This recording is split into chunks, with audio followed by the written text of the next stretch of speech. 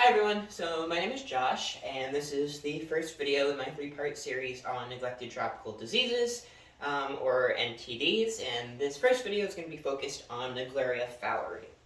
So first off, what are NTDs, or neglected tropical diseases? Basically, they're a group of diseases, pathogenic diseases that cause disease, and they're primarily parasites and viruses and even some bacteria.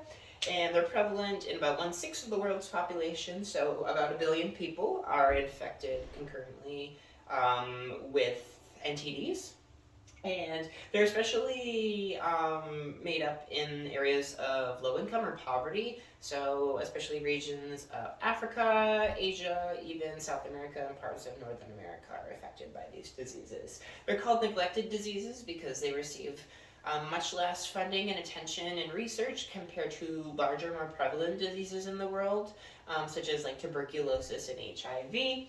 And they rarely cause death, but they do cause severe disabilities normally, or impairments that are lifelong. You can kind of see in that image down there in the right corner, that shows a prevalence of NTDs in the world.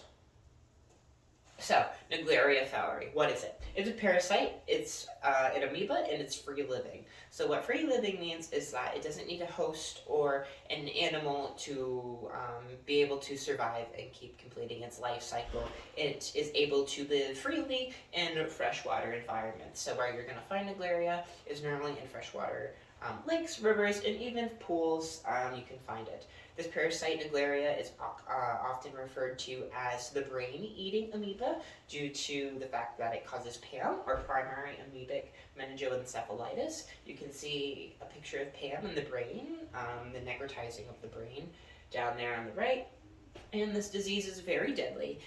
After symptom onset, you can see the list of symptoms down there. Normally death occurs within 4 to 7 days. Naegleria affects the nervous system, so that's why it's able to progress so quickly. And up there in that right, you can kind of see Naegleria as a parasite. It kind of looks like a ghost face. It's a common way to characterize it. So, infection with Naegleria happens through inhalation of water through the nose. There's a common misconception that Naegleria infection, you can get Naegleria from drinking water. That's not true. The water has to be inhaled up the nose, or water containing the parasite trophozoites, or the active form of the parasite. This disease and parasite is pretty rare. There's been 450 cases just about reported over the past 60 years, so it's not that common. And most cases are seasonal, so they're displayed in the warmer months, in July and August more specifically, and that makes sense because that's when most people are swimming in freshwater environments. And there's also cases in other parts of the world, such as like the UK and Australia, and even the United States. You can see in the United States, Texas and Florida have the most reported cases of Naegleria. There's also a lot more in the southern area of the country and also out west. But as far as New England goes and New Hampshire goes, you don't really have to worry about Naegleria up here. This is the basic life cycle of the parasite, so I'll run through it real quickly. So the parasites, either in their cyst form or their trophozoite active form, are living here in the water, and how they infect people is if they're swimming or doing a water-related activity, they inhale the water, or the trophozoites of the parasites inside the water. That gets into their nose, that then migrates to the nervous system and makes its way up into the spine, where it then will cross the blood-brain barrier to cause the necrotizing of the brain and PAM. To prevent Naegleria, kind of the blunt way, the best way for prevention is to not go swimming in warm freshwater environments, but that's kind of unreasonable as humans really like to swim.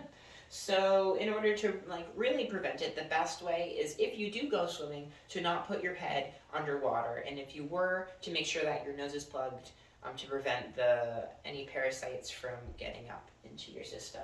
Now, another thing you can do is also to prevent stirring up the bottom of the sediment of the water, because parasites can also harbor down there.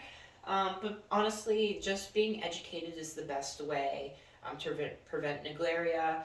Just know the signs and symptoms of the disease, and just know where you're swimming. There are some places that have marked signs where they found Naegleria, but obviously Naegleria can be found in ponds that are not commonly used for recreational use. So if you were to go swimming in one of those, there's not going to be a sign there to warn you.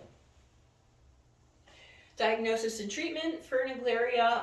Unfortunately, diagnosis is mostly post-mortem due to how fast the disease can kill you, which is like 4 to 7 days. It's a week. That's pretty fast.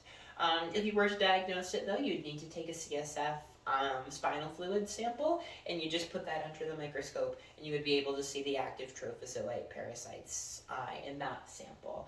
And if you were to catch it in time, you would treat Naegleria with an amphotericin B injection. So you would just inject amphotericin B into the spinal fluid, and that would just go and kill all of the parasites there. Like I said, rapid treatment is crucial for successful treatment of the parasite. There's only been 4 known survivors in North America. As I said, there was just under 500 cases. So unfortunately, recovery rate after you get the disease is below 1%, which isn't really hopeful, but that's why it's important to be educated about this illness. So there are my citations. Thank you guys for watching, and I hope you tune into the next video. We're going to be talking about toxoplasma.